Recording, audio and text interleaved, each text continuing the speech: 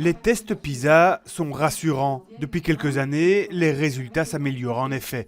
Ainsi, en lecture et en mathématiques, les élèves francophones font aussi bien que les Anglais et les Français. C'est clair que par rapport à 2009, nous sommes en progression dans les 3 matières pour les 3 compétences.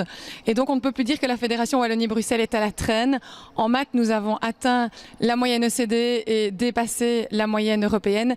Et en lecture, nous avons dépassé les 2 moyennes OCDE et la moyenne européenne. Mais en sciences, la situation reste préoccupante et sous la moyenne européenne. Pire, aucune amélioration n'est constatée depuis près de 30 ans. Notre rôle, c'est aussi d'outiller les enseignants pour qu'ils puissent le mieux possible aider les élèves à effectuer ce passage, cet effet de rupture entre la 6e primaire et les années qui suivent. Et donc PISA teste évidemment des connaissances des élèves de 15 ans et c'est clair que ce saut conceptuel en sciences et en mathématiques est important. Enquêtant sur le niveau des enfants de 15 ans, l'étude PISA révèle d'autres choses. Ainsi, 12% des élèves de cet âge sont en retard dans leur scolarité, puisqu'ils sont encore à cet âge dans le premier degré.